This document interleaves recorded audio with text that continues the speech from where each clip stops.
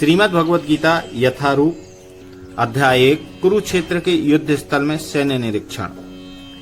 धृतराष्ट्र ने कहा, हे संजय, धर्मभूमि कुरुक्षेत्र में युद्ध की इच्छा से एकत्र हुए मेरे तथा पांडु के पुत्रों ने क्या किया। तात्पर्य, भगवत गीता एक बहुपठित आस्तिक विज्ञान है जो गीता महात्म्य में सार रूप में दिया हुआ है। इसमें यह उल्लेख है कि मनुष्य को चाहिए कि वह कृष्ण के भक्ति की सहायता से संवीक्षण करते हुए भगवत गीता का अध्ययन करे और स्वार्थ प्रेरित व्याख्याओं के बिना उसे समझने का प्रयास करे। अर्जुन ने जिस प्रकार से साक्षात भगवान कृष्ण से गीता सुनी और उसका उपदेश ग्रहण किया, इस प्रकार की स्पष्ट अनुभूति का उदाहरण भगवत गीता में ही है। यदि उसी गुरु परंपरा से निजी स्वार्थ से प्रेरित हुए बिना किसी को भगवत गीता समझने का सौभाग्य प्राप्त हो तो वह समस्त वैदिक ज्ञान तथा विश्व के समस्त शास्त्रों के अध्ययन को पीछे छोड़ देता है। पाठक को भगवत गीता में न केवल अन्य शास्त्रों की सारी बातें मिलेंगी, अपितु ऐसी बातें भी मिलेंगी जो अन्यत्र कहीं उपलब्ध नहीं है। यही गीता का विशिष्ट मानदंड है। स्वयं से भगवान श्री कृष्ण द्वारा साक्षात उच्चरित होने के कारण यह पूर्ण आस्तिक विज्ञान है। महाभारत में वर्णित धृतराष्ट्र तथा संजय की वार्ताएं इस महान दर्शन के मूल सिद्धांत का कार्य करती हैं। माना जाता है कि इस दर्शन की प्रस्तुति कुरुक्षेत्र के युद्ध स्थल में हुई, जो वैदिक युग से पवित्र तीर्थ स्थल रहा है। इसका प्रवचन भगवान द्वारा मानव जाति के पथ प्रदर्शन हेतु तब किया गया जब वे इस लोक में स्वयं उपस्थित थे। धर्मक्षेत्र शब्द सार्थक है क्योंकि कुरुक्षेत्र के युद्ध स्थल में अर्जुन के पक्ष में श्री भगवान स्वयं उपस्थित थे। कौरवों का पिता धृतराष्ट्र अपने पुत्रों की विजय की संभावना के विषय में अत्यधिक संदिग्ध था। अतः इसी संदेह के कारण उसने अपने सचिव से पूछा, उन्होंने क्या किया। वह आश्वस्त था। उसके पुत्र तथा उसके छोटे भाई पांडु के पुत्र कुरुक्षेत्र की युद्ध भूमि में निर्णयात्मक संग्राम के लिए एकत्र हुए हैं। फिर भी उसकी जिज्ञासा सार्थक है। वह नहीं चाहता था कि भाइयों में कोई समझौता हो, अतः वह युद्ध भूमि में अपने पुत्रों की नियति या भाग्य भावी के विषय में आश्वस्त होना चाह रहा था। चूंकि इस युद्ध को कुरुक्षेत्र में लड़ा जाना था, जिसका उल्लेख वेदों में स्वर्ग के निवासियों के लिए भी तीर्थ स्थल के रूप में हुआ है, अतः धृतराष्ट्र अत्यंत भयभीत था कि इस पवित्र स्थल का युद्ध के परिणाम पर न जाने कैसा प्रभाव पड़े। उसे भली भांति ज्ञात था कि इसका प्रभाव अर्जुन तथा पांडु के अन्य पुत्रों पर अत्यंत अनुकूल पड़ेगा, क्योंकि स्वभाव से वे सभी पुण्यात्मा थे। संजय श्री व्यास का शिष्य था, अतः उनकी कृपा से संजय धृतराष्ट्र के कक्ष में बैठे बैठे कुरुक्षेत्र के युद्ध स्थल का दर्शन कर सकता था। इसलिए धृतराष्ट्र ने उससे युद्ध स्थल की स्थिति के विषय में पूछा। पांडव तथा धृतराष्ट्र के पुत्र दोनों ही एक वंश से संबंधित हैं, किंतु यहाँ पर धृतराष्ट्र के वाक्य से उसके मनोभाव प्रकट होते हैं। उसने जानबूझकर अपने पुत्रों को कुरु कहा और पांडु के पुत्रों को वंश के उत्तराधिकारी से विलग कर दिया। इस तरह पांडु के पुत्रों अर्थात अपने भतीजों के साथ धृतराष्ट्र की विशिष्ट मनस्थिति समझी जा सकती है। जिस प्रकार धान के खेत से अवांछित पौधों को उखाड़ दिया जाता है, उसी प्रकार इस कथा के आरंभ से ही ऐसी आशा की जाती है कि जहाँ धर्म के पिता श्री कृष्ण उपस्थित हों, वहाँ कुरुक्षेत्र रूपी खेत में दुर्योधन आदि धृतराष्ट्र के पुत्र रूपी अवांछित पौधों को समूल नष्ट करके युधिष्ठिर आदि नितांत धार्मिक पुरुषों की स्थापना की जाएगी। यहाँ धर्म क्षेत्रे तथा कुरुक्षेत्र शब्दों की उनकी ऐतिहासिक तथा वैदिक महत्ता के अतिरिक्त यही सार्थकता है। संजय ने कहा, हे राजन, पांडु पुत्रों द्वारा सेना की व्यूह रचना देखकर राजा दुर्योधन अपने गुरु के पास गया और उसने ये शब्द कहे। तात्पर्य, धृतराष्ट्र जन्म से अंधा था। दुर्भाग्यवश वह आध्यात्मिक दृष्टि से वंचित था। वह यह भी जानता था कि उसी के समान उसके पुत्र भी धर्म के मामले में अंधे हैं, और उसे विश्वास था कि वे पांडवों के साथ कभी भी समझौता नहीं कर पाएंगे, क्योंकि पांचों पांडव जन्म से ही पवित्र थे। फिर भी उसे तीर्थ स्थान के प्रभाव के विषय में संदेह था। इसलिए संजय युद्ध भूमि की स्थिति के विषय में उसके प्रश्न के मंतव्य को समझ गया, अतः वह निराश राजा को प्रोत्साहित करना चाह रहा था। उसने उसे विश्वास दिलाया कि उसके पुत्र पवित्र स्थान के प्रभाव में आकर किसी प्रकार का समझौता करने नहीं जा रहे हैं।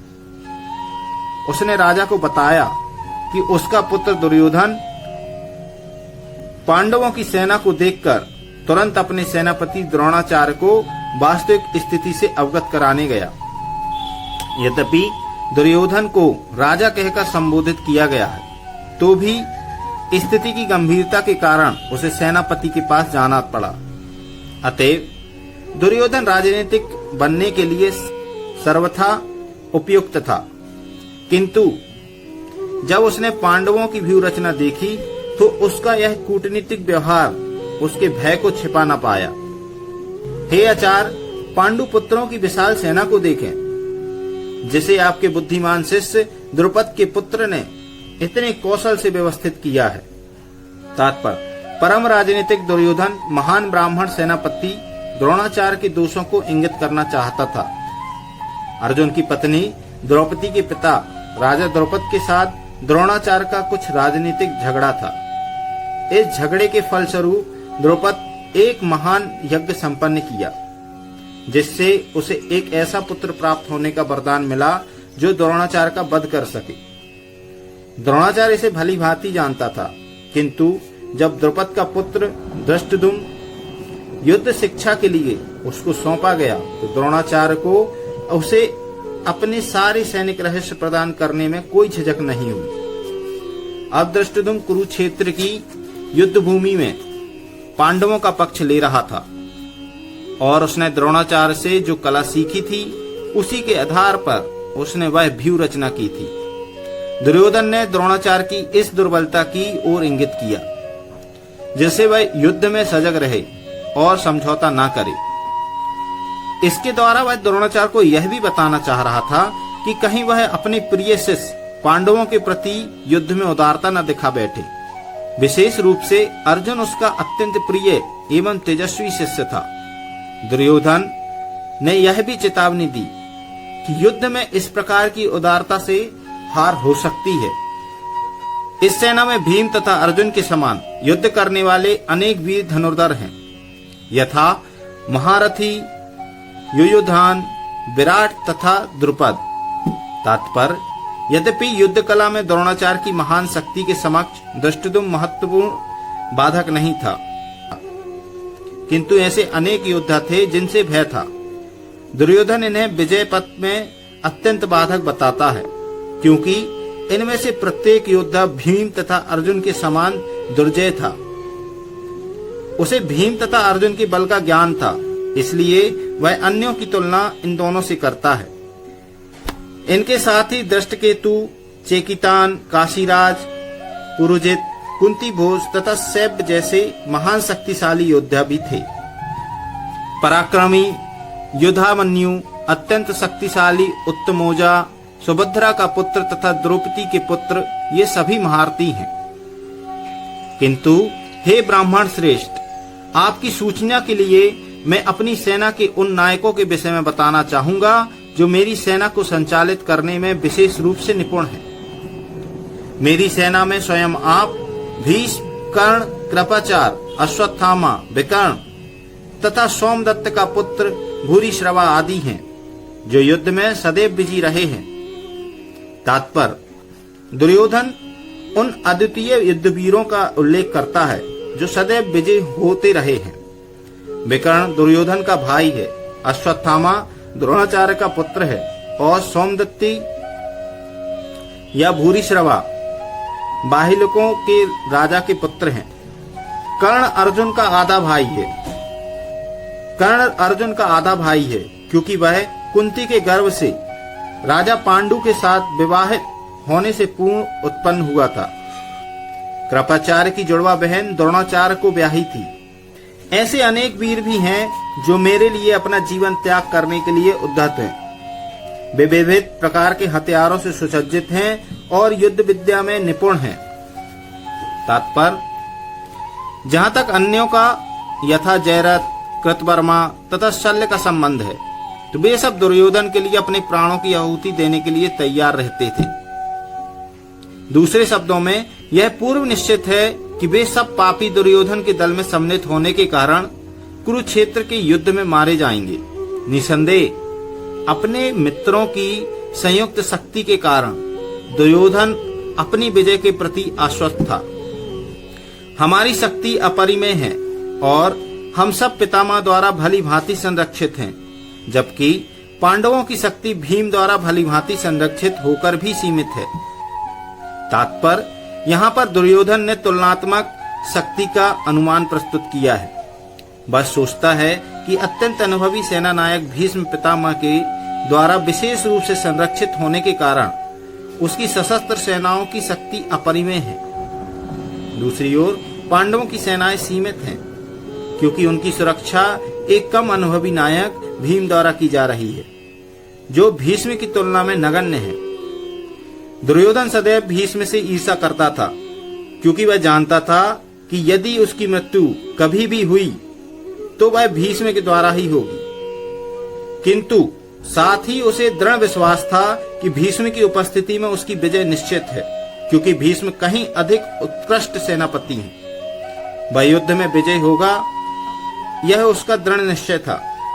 अतएव सैन्य व्यूह में अपने अपने मोर्चों पर खड़े रहकर आप सभी भीष्म पितामह को पूरी सहायता दें। तात्पर्य, भीष्म पितामह के शौर्य की प्रशंसा करने के बाद दुर्योधन ने सोचा कि कहीं अन्य योद्धा यह न समझ लें कि उन्हें कम महत्व दिया जा रहा है। अतः दुर्योधन ने अपने सहज कूटनीतिक ढंग से स्थिति संभालने के उद्देश्य से उपयुक्त शब्द कहे। उसने बलपूर्वक कहा कि भीष्म देव निस्संदेह महानतम योद्धा हैं, किंतु अब वे वृद्ध हो चुके हैं। अतः प्रत्येक सैनिक को चाहिए कि चारों ओर से उनकी सुरक्षा का विशेष ध्यान रखे। हो सकता है कि वे किसी एक दिशा में युद्ध करने में लग जाएं और शत्रु इस व्यस्तता का लाभ उठा ले। अतः यह आवश्यक है कि अन्य योद्धा मोर्चों पर अपनी अपनी स्थिति पर अड़िग रहें और शत्रु को व्यूह न तोड़ने दें। दुर्योधन को पूर्ण विश्वास था कि कुरुओं की विजय भीष्म देव की उपस्थिति पर निर्भर है।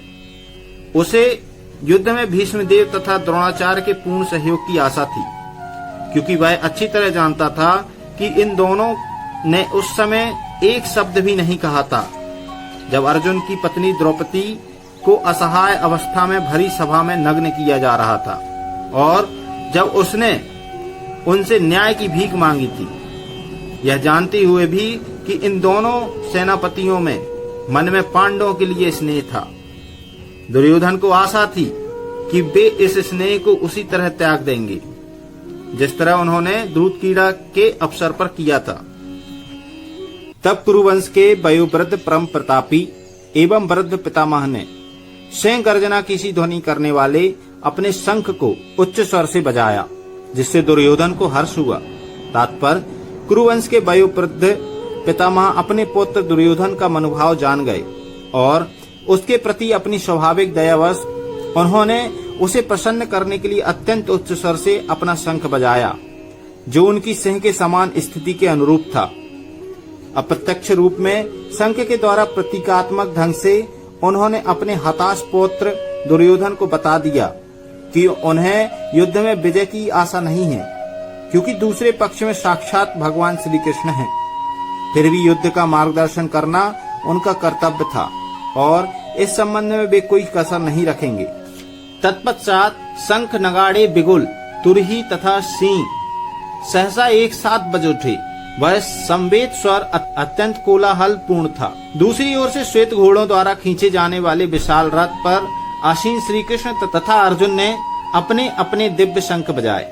तात्पर्य, भीष्म देव द्वारा बजाए गए शंख की तुलना में कृष्ण तथा अर्जुन के शंखों को दिव्य कहा गया है। दिव्य शंखों के नाद से यह सूचित हो रहा था कि दूसरे पक्ष की विजय की कोई आशा न थी। क्योंकि कृष्ण पांडवों के पक्ष में थे। जयस्तु पांडु पुत्राणाम येषाम पक्षे जनार्दना।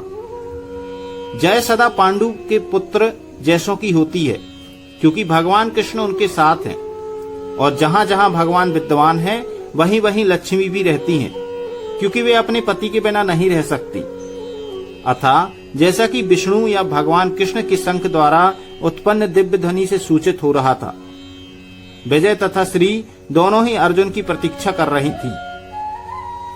इसके अतिरिक्त जिस रथ में दोनों मित्र आसीन थे वह अर्जुन को अग्नि देवता द्वारा प्रदत्त था, और इससे सूचित हो रहा था कि तीनों लोकों में जहां कहीं भी यह जाएगा वहां विजय निश्चित है।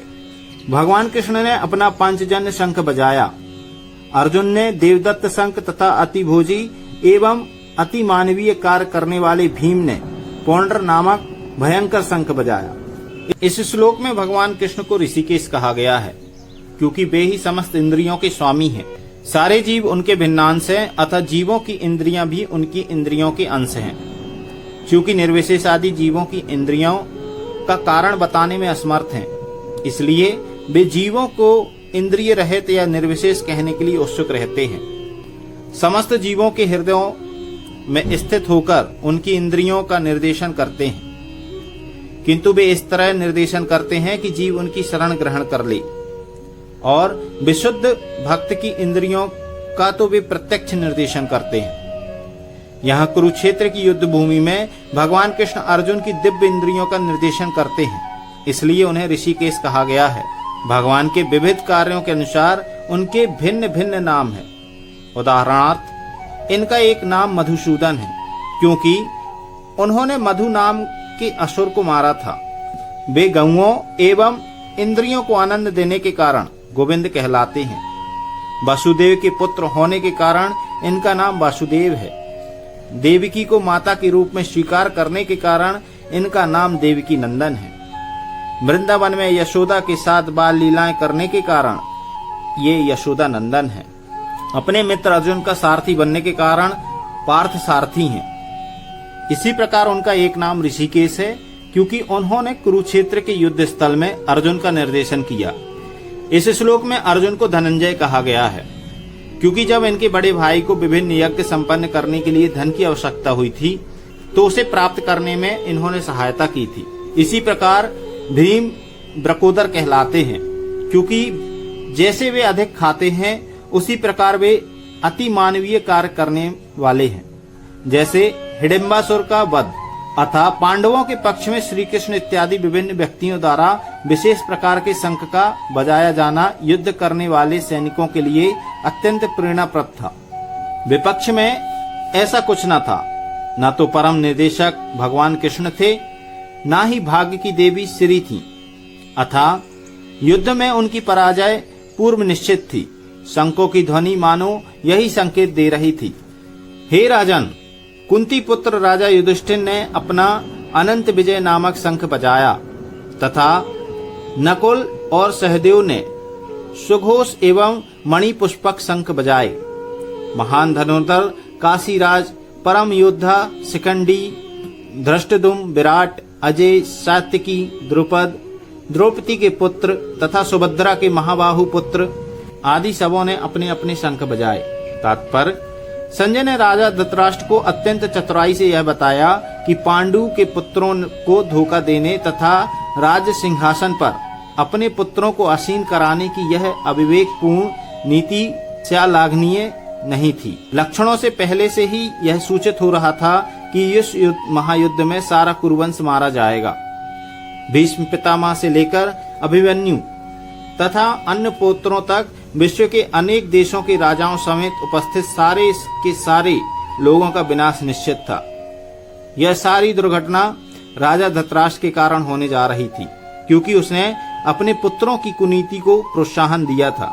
इन विभिन्न शंखों की ध्वनि कोलाहल पूर्ण बन गई, जो आकाश तथा पृथ्वी को शब्दायमान करती हुई धृतराष्ट्र के पुत्रों के हृदय को विदीर्ण करने लगी। तात्पर्य, जब भीष्म तथा दुर्योधन के पक्ष के अन्य वीरों ने अपने अपने शंख बजाए तो पांडवों के हृदय विदीर्ण नहीं हुए। ऐसी घटनाओं का वर्णन नहीं मिलता, किंतु इस विशिष्ट श्लोक में कहा गया है कि पांडव पक्ष के शंखनाद से धृतराष्ट्र के पुत्रों के हृदय विदीर्ण हो गए। इसका कारण स्वयं पांडव और भगवान कृष्ण में उनका विश्वास है। परमेश्वर की शरण ग्रहण करने वाले को किसी प्रकार का भय नहीं रह जाता, चाहे वह कितनी ही विपत्ति में क्यों ना हो। उस समय हनुमान से अंकित ध्वजा लगे रथ पर आसीन पांडुपुत्र अर्जुन अपना धनुष उठाकर तीर चलाने के लिए उद्यत हुआ। हे राजन, धृतराष्ट्र के पुत्रों को व्यू में खड़ा देखकर अर्जुन ने श्री कृष्ण से ये वचन कहे। तात्पर्य युद्ध प्रारंभ होने वाला ही था। उपयुक्त कथन से ज्ञात होता है कि पांडवों की सेना की अप्रत्याशित व्यवस्था से धृतराष्ट्र के पुत्र बहुत ही निरुत्साहित थे, क्योंकि युद्ध भूमि में पांडवों का निर्देशन भगवान कृष्ण के आदेशानुसार हो रहा था। अर्जुन की ध्वजा पर हनुमान का चिन्ह भी विजय का सूचक है, क्योंकि हनुमान ने राम तथा रावण युद्ध में राम की सहायता की थी, जिससे राम विजय हुए थे। इस समय अर्जुन की सहायता के लिए उनके रथ पर राम तथा हनुमान दोनों उपस्थित थे। भगवान कृष्ण साक्षात राम हैं और जहां भी राम रहते हैं वहां उनका नित्य सेवक हनुमान होता है और उनकी नित्य संगिनी वैभव की देवी सीता उपस्थित रहती हैं। अतः अर्जुन के लिए किसी भी शत्रु से भय का कोई कारण न था। इससे भी अधिक इंद्रियों के स्वामी भगवान कृष्ण निर्देश देने के लिए साक्षात उपस्थित थे। इस प्रकार अर्जुन को युद्ध करने के मामले में सारा सत परामर्श प्राप्त था। ऐसी स्थितियों में जिनकी व्यवस्था भगवान ने अपने शाश्वत भक्त के लिए की थी, निश्चित विजय के लक्षण स्पष्ट थे। अर्जुन ने कहा, हे अच्युत, कृपा करके मेरा रथ दोनों सेनाओं के बीच में ले चलें, जिससे मैं यहाँ उपस्थित युद्ध की अभिलाषा रखने वालों को और शस्त्रों की इस महान परीक्षा में जिनसे मुझे संघर्ष करना है उन्हें देख सकूं। तात्पर्य, यद्यपि कृष्ण साक्षात श्री भगवान हैं, किंतु वे अहेतु की कृपावश अपने मित्र की सेवा में लगे हुए थे। वे अपने भक्तों पर स्नेह दिखाने में कभी नहीं चूकते, इसलिए अर्जुन ने उन्हें अच्युत कहा। सारथी रूप में उन्हें अर्जुन की आज्ञा का पालन करना था और उन्होंने इसमें कोई संकोच नहीं किया, अतः उन्हें अच्युत कहकर संबोधित किया गया। यद्यपि उन्होंने अपने भक्त का सारथी पद स्वीकार किया था, किंतु इससे उनकी परम स्थिति अक्षुण्ण बनी रही। प्रत्येक परिस्थिति में वे इंद्रियों के स्वामी श्री भगवान ऋषिकेश हैं। भगवान तथा उनके सेवक का संबंध अत्यंत मधुर एवं दिव्य होता है। सेवक स्वामी की सेवा करने के लिए सदैव उद्यत रहता है और भगवान भी भक्त की कुछ न कुछ सेवा करने की कोशिश करते रहते हैं। वे इसमें विशेष आनंद का अनुभव करते हैं कि वे स्वयं आज्ञादाता न बने, अपितु उनके शुद्ध भक्त उन्हें आज्ञा दें। चूंकि वे स्वामी हैं, अतः सभी लोग उनके आज्ञा पालक हैं और उनके ऊपर उनको आज्ञा देने वाला कोई नहीं है। किंतु जब वे देखते हैं कि उनका शुद्ध भक्त आज्ञा दे रहा है तो उन्हें दिव्य आनंद मिलता है। यद्यपि वे समस्त परिस्थितियों में अच्युत रहने वाले हैं। भगवान का शुद्ध भक्त होने के कारण अर्जुन को अपने बंधु बांधवों से युद्ध करने की तनिक भी इच्छा न थी, किंतु दुर्योधन द्वारा शांतिपूर्ण समझौता न करके हठ धर्मिता पर उतारू होने के कारण उसे युद्ध भूमि में आना पड़ा। अतः वह यह जानने के लिए अत्यंत उत्सुक था कि युद्ध भूमि में कौन कौन से अग्रणी व्यक्ति उपस्थित हैं। यद्यपि युद्ध भूमि में शांति प्रयासों का कोई प्रश्न नहीं उठता, तो भी वह उन्हें फिर से देखना चाह रहा था और यह देखना चाह रहा था कि वे इस अवांछित युद्ध पर किस हद तक तुले हुए हैं। मुझे उन लोगों को देखने दीजिए जो यहाँ पर धृतराष्ट्र के दुर्बुद्धि पुत्र या दुर्योधन को प्रसन्न करने की इच्छा से लड़ने के लिए आए हुए हैं। तात्पर्य, यह सर्वविदित था कि दुर्योधन अपने पिता धृतराष्ट्र की सांठगांठ से पापपूर्ण योजनाएं बनाकर पांडवों के राज्य को हड़पना चाहता था। अतः जिन समस्त लोगों ने दुर्योधन का पक्ष ग्रहण किया था वे उसी के समान धर्मा रहे होंगे। अर्जुन युद्ध प्रारंभ होने के पूर्व यह तो जान ही लेना चाहता था कि कौन कौन से लोग आए हुए हैं, किंतु उनके समक्ष समझौता का प्रस्ताव रखने की उसकी कोई योजना नहीं थी। यह भी तथ्य था कि वह उनकी शक्ति का, जिसका उसे सामना करना था, अनुमान लगाने की दृष्टि से उन्हें देखना चाह रहा था। यद्यपि उसे अपनी विजय का विश्वास था, क्योंकि कृष्ण उसकी बगल में विराजमान थे। संजय ने कहा, हे भरतवंशी, अर्जुन द्वारा इस प्रकार संबोधित किए जाने पर भगवान कृष्ण ने दोनों दलों के बीच में उस उत्तम रथ को लाकर खड़ा कर दिया। तात्पर्य, इस श्लोक में अर्जुन को गुड़ाकेश कहा गया है। गुड़ाका का अर्थ है नींद, और जो नींद को जीत लेता है वह गुड़ाकेश है। नींद का अर्थ अज्ञान भी है। अतः अर्जुन ने कृष्ण की मित्रता के कारण नींद तथा अज्ञान दोनों पर विजय प्राप्त की थी। कृष्ण के भक्त के रूप में वह कृष्ण को क्षण भर भी नहीं भुला पाया, क्योंकि भक्त का स्वभाव ही ऐसा होता है। यहाँ तक कि चलते अथवा सोते हुए भी कृष्ण के नाम, रूप, गुणों तथा लीलाओं के चिंतन से भक्त कभी मुक्त नहीं रह सकता। अतः कृष्ण का भक्त उनका निरंतर चिंतन करते हुए नींद तथा ज्ञान दोनों को जीत सकता है। इसी को कृष्ण भावना अमृत या समाधि कहते हैं। प्रत्येक जीव की इंद्रियों तथा मन के निर्देशक अर्थात ऋषिकेश के रूप में कृष्ण अर्जुन के मंतव्य को समझ गए कि वह क्यों सेनाओं के मध्य में रथ को खड़ा करवाना चाहता है। अतः उन्होंने वैसा ही किया और फिर वे इस प्रकार बोले। भीष्म, द्रोण तथा विश्व भर के अन्य समस्त राजाओं के सामने भगवान ने कहा कि हे पार्थ, यहाँ पर एकत्र सारे कुरुओं को देखो। तात्पर्य, समस्त जीवों के परमात्मा स्वरूप भगवान कृष्ण यह जानते थे कि अर्जुन के मन में क्या बीत रहा है। इस प्रसंग में ऋषि के शब्द का प्रयोग सूचित करता है कि वे सब कुछ जानते थे। इसी प्रकार पार्थ शब्द अर्थात प्रथा या कुंती पुत्र भी अर्जुन के लिए प्रयुक्त होने के कारण महत्वपूर्ण है। मित्र के रूप में वे अर्जुन को बता देना चाहते थे, क्योंकि अर्जुन उनके पिता वासुदेव की बहन प्रथा का पुत्र था। इसलिए उन्होंने अर्जुन का सारथी बनना स्वीकार किया था। किंतु जब उन्होंने अर्जुन से कुरुओं को देखो कहा तो उनका क्या अभिप्राय था? क्या अर्जुन वहीं पर रुककर युद्ध करना नहीं चाहता था? कृष्ण को अपनी बुआ प्रथा के पुत्रों से कभी ऐसी आशा नहीं थी। इस प्रकार से कृष्ण ने अपने मित्र की मना स्थिति की पूर्व सूचना परिहासवश दी है। अर्जुन ने वहां पर दोनों पक्ष की सेनाओं के मध्य में अपने चाचा, ताऊओं, पितामहों, गुरुओं, मामाओं, भाइयों, पुत्रों, पौत्रों, मित्रों, ससुरों और शुभचिंतकों को भी देखा। तात्पर्य, अर्जुन युद्ध भूमि में अपने सभी संबंधियों को देख सका। वह अपने पिता के समकालीन भूरिश्रवा जैसे व्यक्तियों, भीष्म तथा सोमदत्त जैसे पितामहों, द्रोणाचार्य तथा कृपाचार्य जैसे गुरुओं, शल्य तथा शकुनि जैसे मामाओं, दुर्योधन जैसे भाइयों, लक्ष्मण जैसे पुत्रों, अश्वत्थामा जैसे मित्रों एवं कृतवर्मा जैसे शुभचिंतकों को देख सका। वह उन सेनाओं को भी देख सका जिनमें उसके अनेक मित्र थे।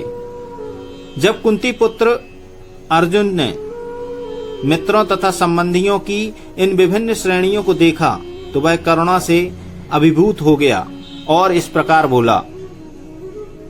अर्जुन ने कहा, हे कृष्ण, इस प्रकार युद्ध की इच्छा रखने वाले अपने मित्रों तथा संबंधियों को अपने समक्ष उपस्थित देखकर मेरे शरीर के अंग कांप रहे हैं और मेरा मुंह सूखा जा रहा है। तात्पर्य, यथार्थ भक्ति से युक्त मनुष्य में वे सारे सद्गुण रहते हैं जो सत्पुरुषों या देवताओं में पाए जाते हैं, जबकि अभक्त अपनी शिक्षा तथा संस्कृति के द्वारा भौतिक योग्यताओं में चाहे कितना भी उन्नत क्यों न हो, इन ईश्वरीय गुणों से विहीन होता है। अतः स्वजनों, मित्रों तथा संबंधियों को युद्ध भूमि में देखते ही अर्जुन उन सबों के लिए करुणा से अभिभूत हो गया जिन्होंने परस्पर युद्ध करने का निश्चय किया था। जहां तक उसके अपने सैनिकों का संबंध था, वह उनके प्रति परम से दयालु था, किंतु विपक्षी दलों के सैनिकों की आसन्न मृत्यु को देखकर वह उन पर भी दया का अनुभव कर रहा था। और जब वह इस प्रकार सोच रहा था तो उसके अंगों में कंपन होने लगा। और मुंह सूख गया। उन सबको युद्धाभिमुख देखकर उसे आश्चर्य भी हुआ। प्रायः सारा कुटुंब अर्जुन के सगे संबंधी उससे युद्ध करने आए थे। यद्यपि इसका उल्लेख नहीं है, किंतु तो भी सहज अनुमान लगाया जा सकता है कि न केवल उसके अंग कांप रहे थे और उसका मुंह सूख रहा था, अपितु वह दयावश रुदन भी कर रहा था। अर्जुन में ऐसे लक्षण किसी दुर्बलता के कारण नहीं, अपितु हृदय की कोमलता के कारण थे, जो भगवान के शुद्ध भक्त का लक्षण है। अतः कहा गया है, यस्य अस्ति भक्तिर्भक्तश्चिना सर्वे गुणे तत्र समास्ते सुरा हराव भक्तस्य कुतो महद्गुणा मनोरथे नास्ति धावतो बहिया। जो भगवान के प्रति अविचल भक्ति रखता है उसमें देवताओं के सद्गुण पाए जाते हैं, किंतु जो भगवत भक्त नहीं है उसके पास भौतिक योग्यताएं ही रहती हैं, जिनका कोई मूल्य नहीं होता। इसका कारण यह है कि वह मानसिक धरातल पर मंडराता रहता है और ज्वलंत माया के द्वारा अवश्य ही आकृष्ट होता है।